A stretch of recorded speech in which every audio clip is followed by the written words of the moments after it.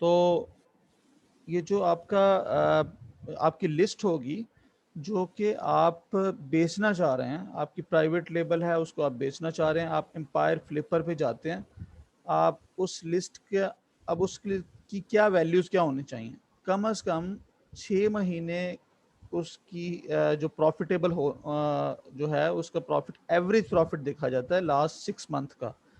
तो average profit अगर $3000 है उसका लास्ट 6 मंथ का, और वो लिस्ट जो है उसके पास एक अच्छे नंबर ऑफ रिव्यूज़ हैं, वो लिस्ट स्टेबल है, ठीक है, लोगों का फीडबैक है, और वो कॉन्टिन्यूसली प्रॉफिट में जा रही है, लास्ट 6 मंथ का प्रॉफिट अगर 3000 है सपोज कर लें, तो आपकी वही लिस्ट जो है वो आपकी सेल हो सकती है 30 मंथ टू 35 मंथ के प्रॉफिट पर। 30 मंथ का प्रॉफिट का मतलब है कि 3000 मल्टीप्लाई बाय 30, $90,000 की वो लिस्ट जो है, 90,000 या 1 लाख डॉलर की वो लिस्ट आपकी सेल हो जाएगी, आपको सारे पैसे इकट्ठे मिल जाएंगे और आपका बिजनेस जो है वो जो नया बायर है वो आपसे ले लेगा। इस तरह हम इसको एसेट बोलते हैं कि एसेट बिल्डिंग है ये प्राइवेट लेवल में, और अल्टीमेटली एसेट की तरफ ही हर कोई जा रहा होता है जो कि प्राइवेट लेवल में इंटरेस्टेड होता है या प्राइवेट लेवल कर रहा होता है। तो इसका रिस्क अगर बड़ा है तो इसका रिवार्ड भी इसी तरह से बड़ा है। तो हमारा ये जो कोर्स है ये भी प्राइवेट लेवल पे ही होगा, हमने भी प्राइवेट लेवल को ही देखना है। अमेजोन वर्चुअल असिस्टेंट जो है ये पीएल के ऊपर है, प्राइवेट लेवल। अच्छा, इसमें हमने कुछ टूल्स का यूज़ करना है प्रोडक्ट रिसर्च के लिए, जो कि हैं जंगल scout, helium 10, merchant words, viral launch और कीपा। इनमें से कुछ टूल्स जो हैं जो कि बहुत इंपॉर्टेंट हैं, जिनमें है जंगल स्काउट, हीलियम 10 और कीपा। ठीक है, ये टूल्स ऐसे हैं जिनको हमने यूज़ करना है, और इनकी जो हमारी असेसमेंट होगी इन टूल्स के ऊपर, जो हमारी प्रोडक्ट की असेसमेंट होगी वही डिफाइन करेगी कि हमारी हमारी वर्किंग कैसी है, हमारी पीएल की लॉन्च की तैयारी कैसी है। ठीक है, तो ये मोस्ट इम्पॉर्टेंट है। मर्चेंट वर्ड जो है मार्केट में काफ़ी देर से जो है चल तो रहा है, लेकिन मर्चेंट वर्ड को इतनी इम्पोर्टेंस नहीं दी जाती, क्योंकि मर्चेंट वर्ड जो है वो एग्जैक्टली अमेजोन से रिलेटेड नहीं है, ये ग्लोबल डेटा दे रहा होता है ऐसे। ठीक है, कीवर्ड्स की सर्च वॉल्यूम बताता है, तो ये सिर्फ अमेजोन का नहीं बता रहा होता, ये पूरा उस मार्केट के बारे में बता रहा होता है। लेकिन वायरल लॉन्च जो है ये अमेजोन की वैल्यूज़ ही देता है, लेकिन जो वायरल लॉन्च काम करता है यही काम जंगल स्काउट भी कर रहा होता है, इसलिए वायरल लॉन्च से ज़्यादा जंगल स्काउट की वैल्यू है। अच्छा, मज़ीद ये है कि जब कोई भी मार्केट है, अमेज़ोन की कोई भी मार्केट प्लेस है, उस मार्केट प्लेस का अपना एक यूआरएल होगा, अपनी एक आईडी होगी। तो हम जब भी प्रोडक्ट रिसर्च करेंगे, अगर हम अपने लिए करें या अपने क्लाइंट के लिए करें, तो हम उस पहले सबसे पहला जो पॉइंट होता है, हमें उस मार्केट प्लेस का सही एड्रेस डालना होता है। ठीक है, तो amazon.com जो है ये मेनली जो मेन वेबसाइट है ये यूएसए के लिए है। अगर यूके के लिए आपको काम करना है तो amazon.co.uk करेंगे। इसी तरह ऑस्ट्रेलिया का डिफरेंट है, जर्मनी का डिफरेंट है, और बाकी मार्केट्स का भी इसी तरह से यूआरएल डिफरेंट है। तो ये चीज़ें अगर आपको याद नहीं भी हैं तो आप गूगल कर सकते हैं, गूगल से पूछ सकते हैं अमेज़ॉन जर्मनी, तो वो आपको amazon.de का लिंक दे देगा। लेकिन ये आपको पता होना चाहिए कि हमें जिस मार्केट में भी जाना है उस मार्केट का सही यूआरएल, सही एड्रेस जो है वो हमें यूज़ करना है। अच्छा, अमेज़ोन पे जब हम बेचते हैं तो एज ए कॉमन सेलर या नॉर्मल सेलर जैसे मैं हूँ, तो मैं अगर अमेज़ोन पे बेचूंगा तो मेरे पास दो तरीके हैं कि आप दो तरह से आप बेच सकते हैं। अब मैं ये प्राइवेट लेबल की बात कर रहा हूँ। तो प्राइवेट लेबल में होता ये है कि अमेज़ोन के पास जब आपने शिपमेंट करनी होती है अपनी प्रोडक्ट का, जब आते हैं आपके पास और आपने ऑर्डर को फुलफ़िल करना है, तो फुलफ़िल का मतलब है कि आपने उस ऑर्डर को कस्टमर को, अपने बायर को भेजना है। तो भेजने के लिए दो तरीके हैं, या तो आप अपने घर में रख लें चीज़ और ख़ुद पिक पैक शिप करें अपने बायर को, ठीक है, खुद से रिटर्न्स हैंडल करें, खुद से कस्टमर सपोर्ट दें। तो ये है FBM model, fulfilment bye merchant. ठीक है, आप मर्चेंट हैं, आप खुद से सारा काम कर रहे हैं। और एक होता है FBA, फुलफिलमेंट बाय अमेज़ॉन। इस केस में आप अमेज़ॉन को दे देते हैं अपना स्टॉक जो है, वो उठा के अमेज़ॉन के वेयर हाउस में रखवा देते हैं। जैसे आपके ऑर्डर्स आएंगे, अमेज़ॉन उन ऑर्डर्स को फुलफिल करेगा। ठीक है, इसको कहते हैं फुलफिलमेंट बाय अमेज़ॉन। तो इस केस में आपका हेडेक नहीं होता कि कस्टमर को डिलीवरी पहुंची या नहीं पहुंची, वो सारा काम अमेज़ॉन के एंड पे है। अमेज़ॉन ये हमें जो सर्विस देता है, ऑब्वियसली अमेज़ॉन इसके चार्जेस भी हमसे वसूल करता है। तो वो पर पीस उसकी एक फ़ीस बनती है, जिसको हम अपनी प्राइस की जब सेट कर रहे होते हैं, सेलिंग प्राइस, उसके अंदर हम उस फीस को भी इंक्लूड कर लेते हैं। ठीक है, इस तरह से सपोज करें कि $10 की अगर प्रोडक्ट हम बेच रहे हैं, उसमें से तकरीबन 40% या 35% ये अमेज़ोन की FBA फ़ी होती है। मतलब $3.5 से $4 या $4.5 तक भी अमेज़ोन हमसे FBA की मद में लेता है, FBA करवाने की मद में, जो कि FBM वाला नहीं पे करता। ठीक है, FBM वाला यही काम खुद कर रहा होता है और वो पैसे उसको बच जाते हैं। इसलिए FBM वाले के पास एक रूम होता है, प्राइस को कम करके प्रॉफिटेबल भी वो हो सकता है। मतलब अगर FBA वाला $10 में बेच आप के 25% सपोज करें कि वो प्रॉफिट कमा रहा है 25%, तो FBM वाला अगर FBM वाला $10 की बेचता है, तो उसके लिए प्रॉफिट जो है ऑलमोस्ट 60-70% पे चला जाएगा, कम से कम 60% पे चला जाएगा, अच्छा, क्योंकि मेरा एक सवाल था आपसे। जी जी, आपने एफबीए का बताया कि आपने कहा था कितने परसेंट प्रॉफिट वो अमेजोन चार्ज करता है?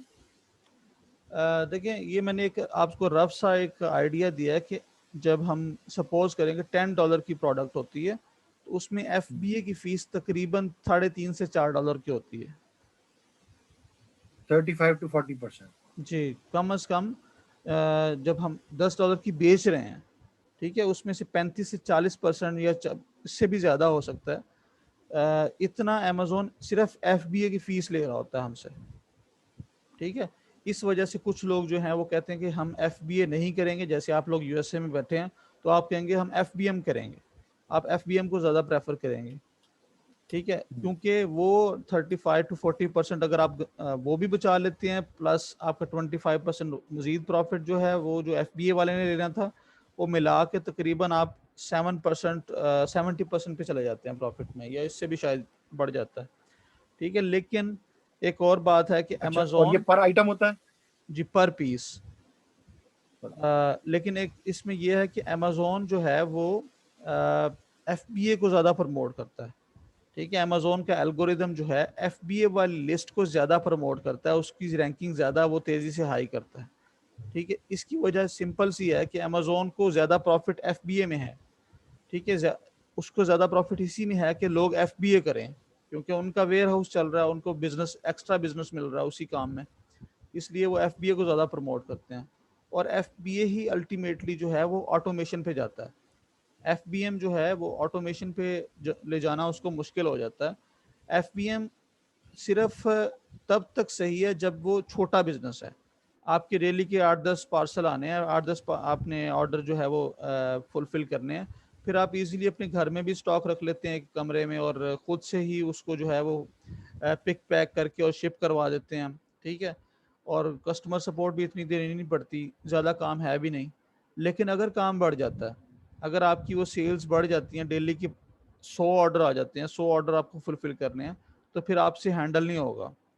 ठीक है, उसके लिए या इससे भी ज़्यादा अगर चला जाता है, तो फिर आपको एक तो स्टॉक बड़ा चाहिए होता है, स्टॉक ज़्यादा चाहिए तो जगह भी ज़्यादा चाहिए।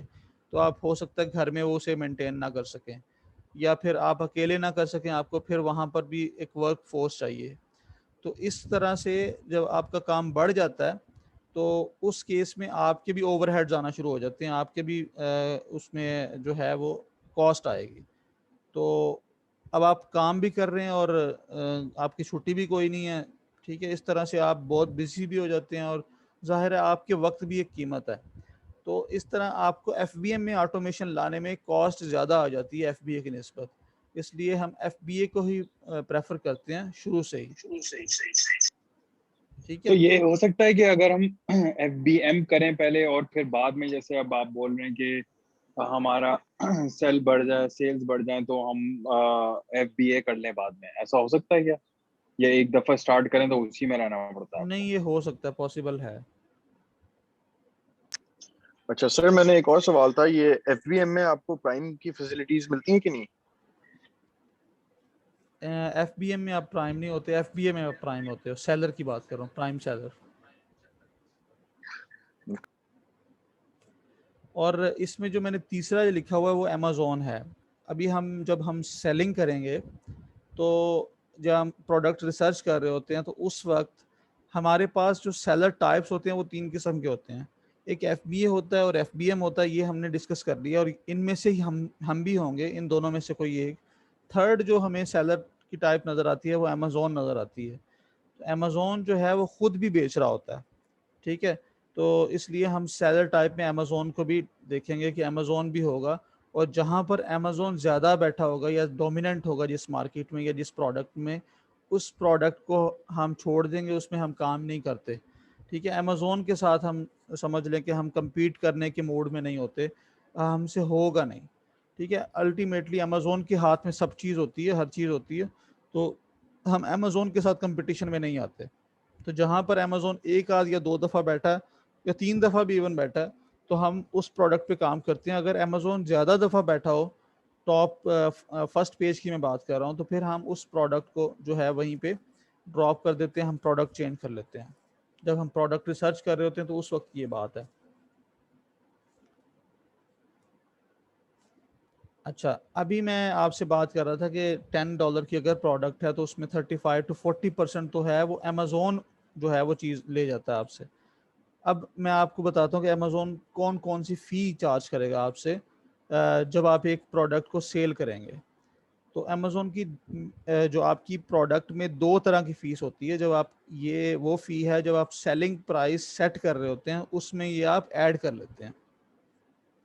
एक होती है सेलिंग ऑन अमेज़ॉन फ़ी, जिसको हम अमेज़ॉन का कमीशन भी बोलते हैं। ये 15% ऑफ योर सेलिंग प्राइस होती है। आपकी सेलिंग प्राइस अगर $10 है तो उसका 15% $1.5 आपको पे करना ही करना है, चाहे आप FBA सेलर हैं, चाहे आप FBM सेलर हैं, ठीक है। वो आप अमेज़ॉन का प्लेटफॉर्म यूज़ कर रहे हैं, अमेज़ॉन उस चीज़ के चार्जेस आपसे लेगा। तो ये दोनों सूरतों में है, चाहे आप FBA करें चाहे आप FBM करें, तो 15% तो आपको देना ही देना है, ठीक है। दूसरी फ़ी जो होती है वो FBA फ़ी होती है। तो नाम से ही जो है वो जाहिर है कि सिर्फ FBA सेलर देगा इसको, फुलफिलमेंट बाय अमेज़ॉन फ़ी। ये वो फ़ी है जिसकी मैं बात कर रहा था कि 35 to 40% ऑलमोस्ट होती है, ठीक है। लेकिन ये डिपेंड करती है कि आपकी प्रोडक्ट का साइज़ कितना है, इसका वॉल्यूम कितना है, ठीक है। इस पे डिपेंड कर रही होती है ये फ़ीस की जो वैल्यू आपको चार्ज होगी। तो प्रोडक्ट की डायमेंशन पे चार्ज, वॉल्यूम कितना, डायमेंशंस पे ये सारा रिलाई कर रहा होता है कि कितना नंबर आएगा आपके, 35 आएगा, 45 आएगा या 40% होगा, अच्छा, ठीक तो है। ये FBF ये वो है जो अभी आपने थोड़ी देर पहले बताई। जी, जो आपने अमेज़ॉन की सर्विसेज यूज़ करनी है, अमेज़ॉन के वेयर हाउस में चीज़ रखनी है, अमेज़ॉन आपके कस्टमर को पिक आपकी ही स्टॉक में से उठा के शिप करेगा, तो उसकी ये सर्विसेज की जो फ़ी होती है वो FBA फ़ी कहलाती है, ठीक है। जो FBM वाला सर्विसेज अवेल नहीं करता तो वो नहीं देता ये वाली फ़ी, अच्छा ठीक है। लेकिन जो ऊपर 15% कमीशन है ये आप हम दोनों लोग देते हैं, FBA वाला भी देता है और FBM वाला भी देता है। अच्छा अच्छा, इसके अंदर पैकिंग और ये सारी चीजें जो होती हैं वो किस स्टेज पे FBA की फी के अंदर आती है पैकिंग, और वो या उसकी भी अलग होती है? जी, वो FBA के अंदर ही आएंगे। पहले तो जो हमने पैकिंग बनानी होती है वो हम जब सोर्सिंग कर रहे होते हैं, जब हम सपोज करें कि हम मोस्टली वैसे 90% से ज़्यादा 95% ऑलमोस्ट चाइना से ही सोर्सिंग हो रही होती है आपकी, जो अपने प्रोडक्ट बेचनी है वो चाइना से सोर्स करते हैं हम, ठीक है, तो जब हम चाइना से सोर्स करेंगे तो हमने सपोज करें कि हमने बॉटल्स ही बेचनी है, तो बॉटल्स हमने 2 की पैकिंग में बेचनी है, तो हमने 2 की पैकिंग बनवा लेनी है चाइना से ही। ठीक है, जो हमने पैकिंग अपनी फाइनलाइज करनी है, उसके ऊपर अगर कोई लोगो लगाना है, अपना कोई डिज़ाइन, पैकिंग को ख़ास मटेरियल या सिंपल पैकेजिंग जो भी हम सेलेक्ट करते हैं, वो हम चाइना से ही उस पैकेजिंग में उसे फाइनल तैयार करवा लेंगे, और वो फिर बड़े कार्टून्स में, मास्टर कार्टून्स में डाल के उसको फिर भेजते हैं हम यूएसए में अमेज़ोन के वेयर हाउस में, या यूके में अमेज़ोन के वेयर हाउस में, जहाँ भी हम लॉन्च कर रहे हैं। तो अब वो जो हमारी पैकेजिंग तो अमेज़ोन के पास पहुंची हुई है, अमेज़ोन ने उसके बाद अपने रैपर के अंदर उसको पैक करके फिर आगे कस्टमर को शिप करना। ठीक है, तो वो अमेज़ोन अपने एंड पे करेगा, तो वो एफबीए के अंदर ही आएगा। ठीक है, ये 2 फीस जो है मेजर फीस हैं। इसके साथ एक और फी होती है जो कि आप अमेज़ोन पे जब आप अपना स्टोर बनाते हैं, जब आप अमेज़ोन पे अपना अकाउंट बनाते हैं, अमेज़ोन तब से चार्ज करना शुरू कर देता है, चाहे आप कुछ बेच रहे हैं चाहे नहीं बेच रहे। तो ठीक है, वहाँ पर भी 2 तरह की वो मैंने यहाँ लिखा नहीं हुआ, लेकिन वो 2 तरह की, सपोज करें आपने शॉप बनाई है, और अब शॉप जो है वो आपने उसमें बिजनेस टाइप रख लिया कि ये बिजनेस है ये। ठीक है, या उसमें दूसरी टाइप होती है इंडिविजुअल अकाउंट, या इंडिविजुअल है उसमें। अगर आप कह देते हैं कि इंडिविजुअल है, तो इंडिविजुअल के केस में अमेज़ोन आपसे कोई मंथली चार्जेस नहीं लेता।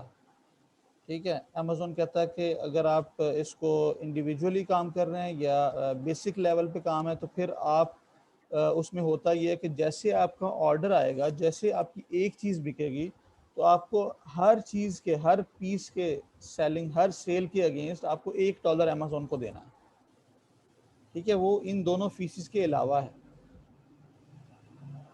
ठीक है, तो ये अगर आपके महीने में 40 ऑर्डर या 40 से आप कम करना चाह रहे हैं, तो फिर आप इस ऑप्शन पे जाते हैं।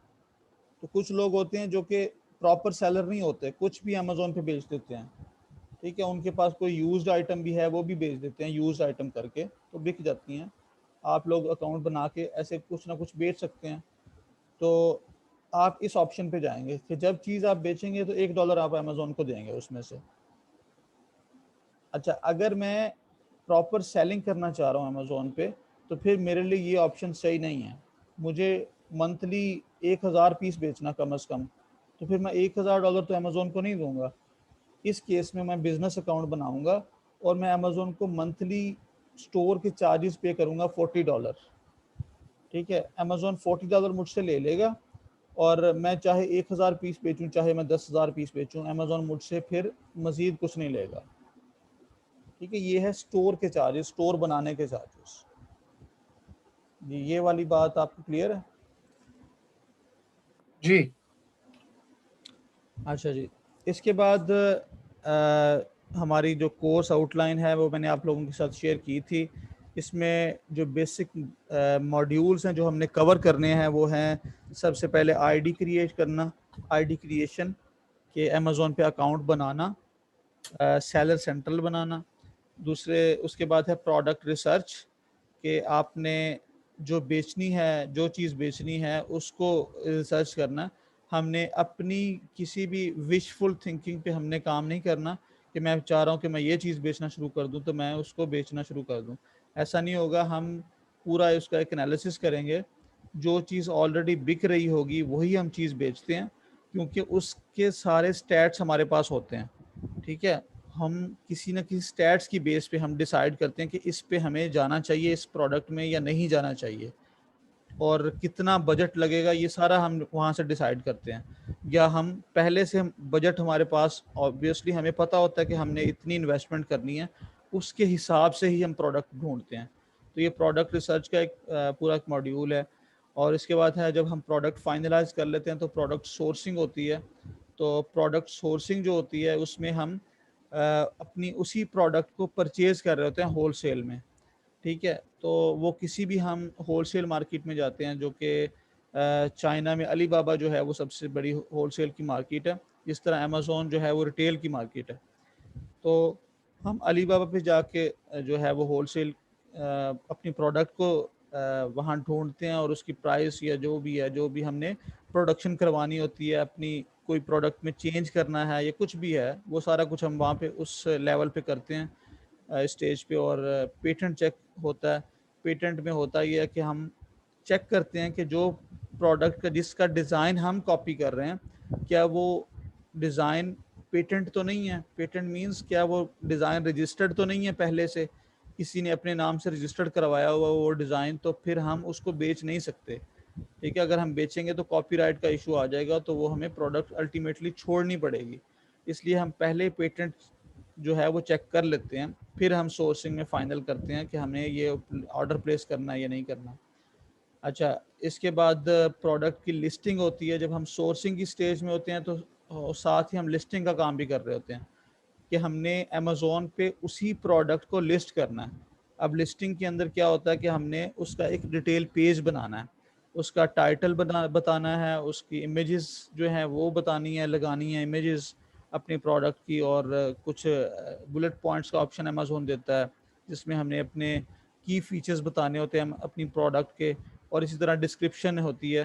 तो ये 4 बेसिक चीज़ें हैं जिनको हम लिस्टिंग बोलते हैं। तो हम लिस्टिंग बनाते हैं अपनी, और इसके बाद जब लिस्टिंग बन जाती है हमारी, जो इन्वेंट्री है जो हम चाइना से हमने सोर्स की थी वो हमारे अमेज़ोन के वेयर हाउस में पहुंच जाती है। उसके बाद हम लॉन्च में चले जाते हैं। तो लॉन्च में जब जाते हैं तो लॉन्च जैसे हम FBA की ऑप्शन सेलेक्ट करते हैं और वहाँ से इन्वेंट्री हमारे अमेज़ोन के वेयर हाउस में पहुँचती है, तो प्रोडक्ट जो है वो रेडी टू सेल हो जाती है। इसी को लॉन्च बोलते हैं। तो लॉन्च के लिए हमें कुछ तैयारी करनी पड़ती है कि हमने इसको किस स्ट्रेटजी के साथ जाना है, हमने किस तरह से इसको रैंक करना है। तो प्रोडक्ट की रैंकिंग बहुत ही इम्पोर्टेंट फैक्टर है इस PL के बिज़नेस में, क्योंकि हम नई चीज़ बेच रहे हैं। तो वही चीज़ हमसे पहले, सपोज करें कि अगर 100 बंदा बैठा बेच रहा है, तो हमें पहले 10 लोगों में आके बैठना है। हमारा इनिशियल टारगेट ये होता है। ठीक है, तो 10 लोगों में आने के लिए हमें जो है उसकी रैंकिंग करनी है। तो वो रैंकिंग करने के डिफरेंट मेथड्स होते हैं, जिनमें PPC जो है वो सबसे इम्पॉर्टेंट फैक्टर है, जो कि अमेज़ोन हमें खुद बताता है। अमेज़ोन ने हमें ये खुद दिया हुआ सिस्टम, ये PPC वाला। PPC है पे पर क्लिक, और ये अमेज़ोन का इंटरनल सिस्टम है। एक PPC जो है वो गूगल भी देता है, जो कि SEO में आती है, सर्च इंजन ऑप्टिमाइजेशन में। ठीक है, लेकिन ये जो PPC है ये गूगल अमेज़ोन हमें बताता है। तो हमें ये वाली PPC जो अमेज़ोन के अकाउंट के अंदर रहते हुए करना होता है काम। ठीक है, और इसी तरह हम सोशल मीडिया से ट्रैफिक लेके जाते हैं, जो फेसबुक है, इंस्टाग्राम है, यहाँ से भी हम ट्रैफिक लेके जाते हैं अपनी उस प्रोडक्ट की लिस्टिंग पे, ताकि हम, और जैसे ये ट्रैफिक जाती है वहाँ से कुछ सेल्स होती हैं, तो ये हमारी जो लिस्ट है आहिस्ता आहिस्ता कन्वर्ट होना शुरू हो जाती है, कन्वर्जन होती है, और ये रैंक होना शुरू होती है। और रैंक करते करते हमने फर्स्ट पेज पे पहुंचना होता है, और वहाँ पर फिर स्टेबल रहने के लिए हमें प्राइस भी डिक्रीज़ करनी पड़ती है, और कुछ रिव्यूज़ चाहिए होते हैं ताकि रिव्यूज़ बने, प्राइस कम हो, तो जो लोग हैं, जो बायर है, वो हमसे आके परचेज करेगा इस लालच में कि ये चीज़ सस्ती मिल रही है उसको। ठीक है, तो हमें वहाँ पर जाके फर्स्ट पेज पे हम शुरू में पहुँचते हैं, तो हम ब्रेक इवन पे भी बेचते हैं कि हमें कोई प्रॉफिट से गर्ज नहीं होती, हमें सिर्फ ये गर्ज होती है कि हमारे पास सेल्स आएँ, ऑर्गेनिक सेल्स। ठीक है, ऑर्गेनिक सेल्स, ऐसी सेल्स जिस पे हमें कोई इन्वेस्टमेंट नहीं करनी पड़ रही, मतलब हमें कोई ओवरहेड्स नहीं है उसमें। ठीक है, ये PPC एक किस्म का ओवरहेड होती है, क्योंकि PPC के अंदर हम अमेज़ोन को पैसे देते हैं और अपनी प्रोडक्ट को डिस्प्ले करवाते हैं अपनी असल पोजीशन से ऊपर। असल पोजीशन अगर मेरी है 50th, अगर रैंकिंग में है, तो मैं कोशिश करूंगा कि टॉप 10 में जाके बैठूं। तो टॉप 10 में जाने के लिए मैं अमेज़ोन को पैसे देता हूं और वो अमेज़ोन मुझे ऊपर दिखाता है। ठीक है, ये सिंपल सी मैंने एग्जांपल दी है कि PPC में इस तरह से हम अपनी प्रोडक्ट को डिस्प्ले करवाते हैं ऊपर जाके, ताकि फर्स्ट पेज पे समझ लें, तो ताकि क्लाइंट, जो कस्टमर है, जो बायर है, जब भी वो सर्च करेगा हमारी लिस्ट उसको जो नज़र आएगी, तो वो हमसे वो बाय कर ले, क्योंकि हम फर्स्ट पेज पे बैठे हैं, चाहे वो हम स्पॉन्सर्ड लिस्ट में बैठे हों। ठीक है, इस तरह ठीक है। से हम PPC यूज़ अच्छा, करते हैं। अच्छा, मेरा एक सवाल ये है रिगार्डिंग PPC, तो समझ में आ गया, पैसे देते हैं, आप ऊपर आ जाते हैं। उसमें ये तो नहीं दिखाता कहीं कि आपने PPC किया हुआ है? क्योंकि आपने शायद नोटिस किया हो, जब आप SEO करते हैं या किसी चीज को गूगल पे सर्च करते हैं तो ऊपर के जो चीजें आती हैं उसको लिखा होता है एड, एडी एडी एडी जी जी पेड होती है। जी, इसमें भी लिखा होता है। हम्म, इसमें भी जब हम पीपीसी चलाते हैं तो हमारी लिस्ट के साथ स्पॉन्सर्ड लिखा आता है।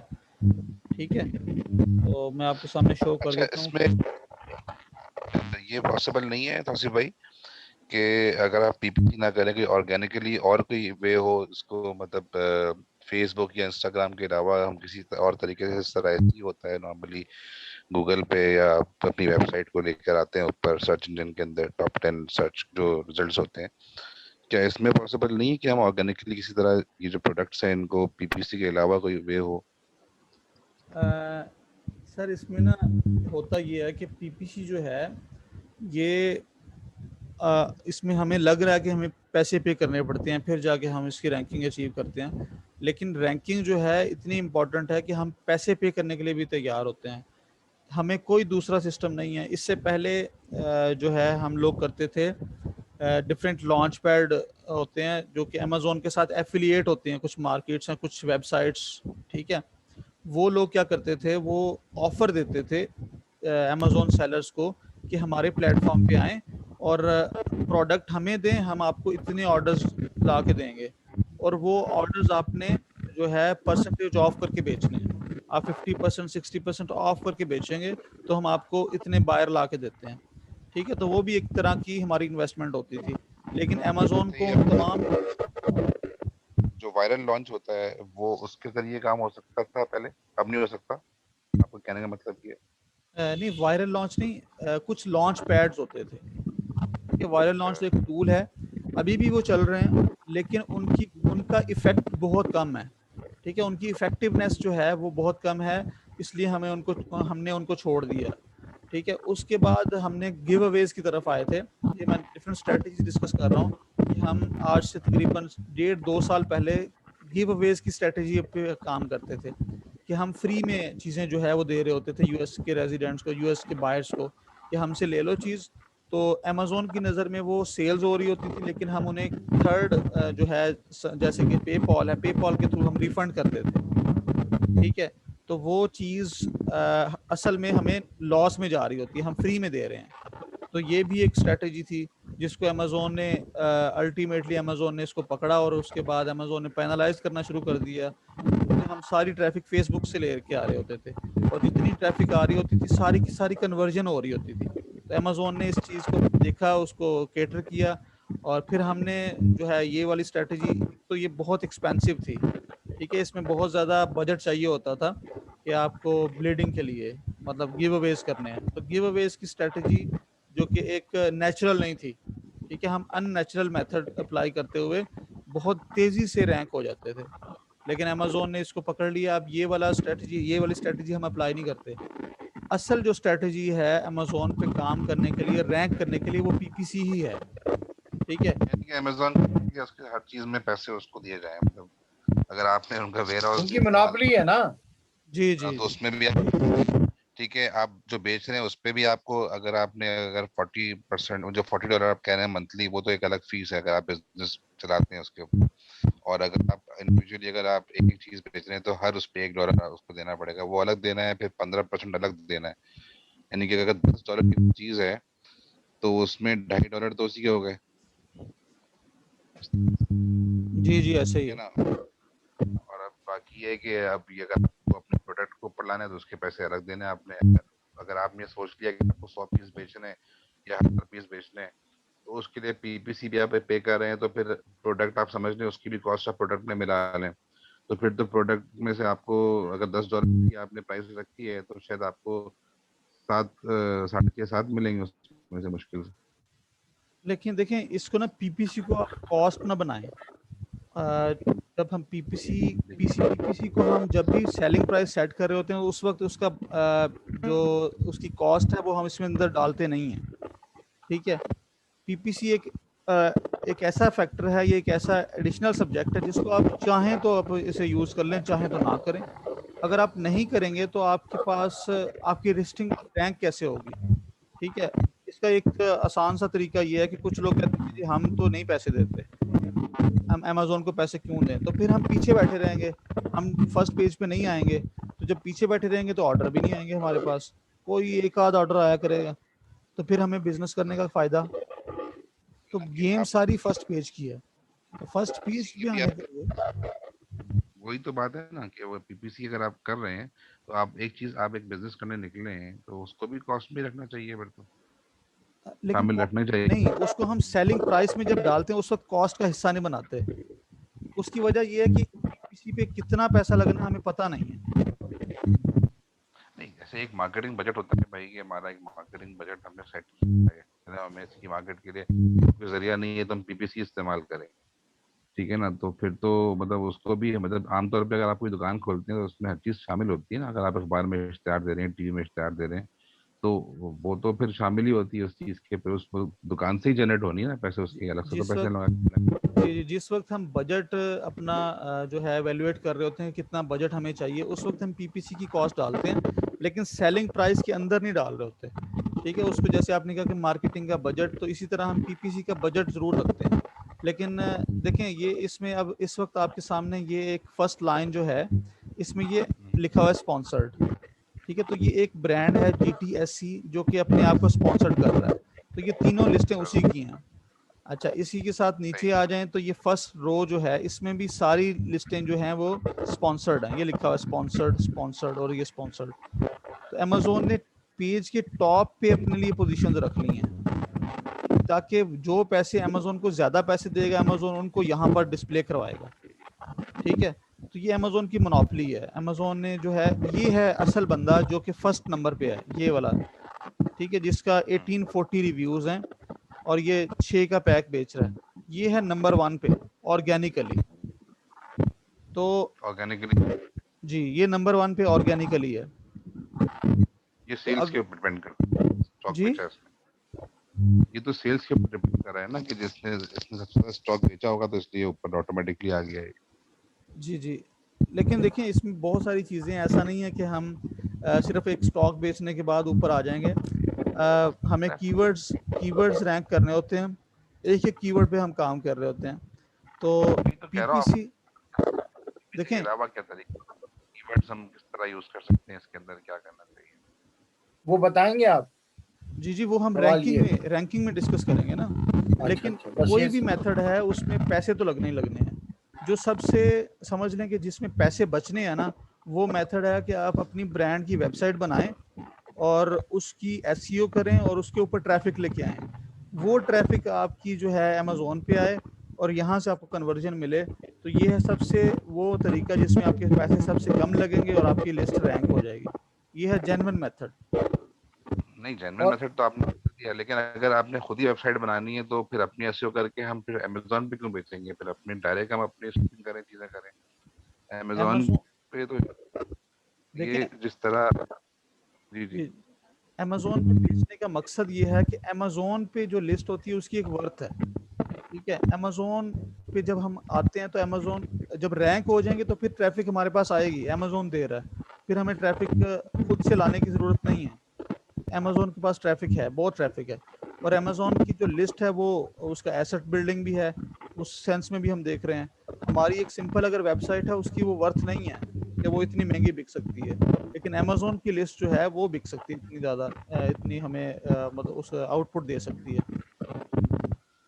मतलब वो कहने का मकसद है कि हम अपनी वेबसाइट पे अपनी प्रोडक्ट वहां पर भी शो करें और वो प्रोडक्ट को लिंक करें अमेज़न के अपने अकाउंट से, वो लैंड करें यहाँ पर, और फिर यहाँ पर भी लोग देखें, ट्रैफिक वहां से ड्रैग करके आए, इसी तरह फेसबुक पे, इंस्टाग्राम के जरिए वहां से लेकर आए यहाँ पर ट्रैफिक।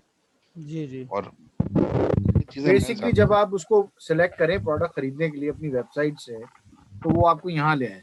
हूँ, लेकिन इसमें चीज नहीं है। मैं तो जानना चाहता हूँ वो तरीका जो अमेज़न पे ही रहते हुए कीवर्ड्स यूज करते हुए रैंकिंग को ऊपर किस तरह मतलब हम लेके आ सकते हैं। हमें क्या जरूरत है अलग से वेबसाइट बनाए फिर उसके ऊपर, या किसी और तरीके से जो एसईओ, मतलब जिस तरह लाइक एसईओ होता है उस तरह इसका भी जो भी है रैंकिंग का, वो बेस्ट पीपीसी के अलावा कोई ऐसे मेथड्स हमें ढूंढने चाहिए जो आपकी प्रोडक्ट को लेकर आए ऊपर। एक तो ऑर्गेनिकली अगर बिक्री ये बहुत यूनिक है, बहुत बहुत यूटिलिटी है जिस चीज़ के, लाइक ये टेप्स हैं, इसकी यूटिलिटी बहुत होती है भाई टेप्स की, ठीक है ना, इंसुलेशन टेप्स हैं ये, तो ये हो सकता है इस वजह से ज़्यादा बिक रही हो, या आपकी प्रोडक्ट यूनिक हो, जैसे सीजन के हिसाब से भी होता है, ऐसे आप कैंपिंग का सीजन शुरू होने वाला है आजकल, जैसे समर्स जा रहे हैं आहिस्ते आहिस्ते, तो लोग कैंपिंग बड़ी करते हैं, तो कैंपिंग गियर्स होते हैं वो खुद ब खुद ऊपर आ जाते हैं, ठीक है ना, फिर फिशिंग का एक जमाना आता है तो फिशिंग रॉड्स आ गई, फिशिंग उसके इस किस्म की, मतलब एग्जांपल दे रहा हूँ मैं, तो उसको ऊपर लाने के लिए क्या मतलब वो खुद ब खुद ऊपर लेकर आएगा, ये अमेजोन खुद ऐसे कोई चीज करता है कि जिससे ये चीज खुद सीजन के हिसाब से ऊपर लेकर आए, या ट्रेंड के हिसाब से, या फिर सिर्फ मतलब हम पैसे ही देंगे तो ऊपर आएगी बस, और कोई तरीका नहीं है इसका, पीपीसी देखें करेंगे तो।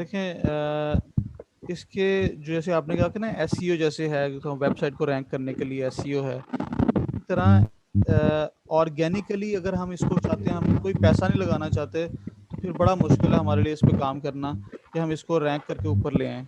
मतलब कोई भी हम एक्सटर्नल फैक्टर भी यूज़ नहीं कर रहे, जो इसने अमेज़न ने खुद प्रपोज किया, पीपीसी भी यूज़ नहीं कर रहे, तो हम ट्रैफिक लेके कहाँ से आएंगे फिर?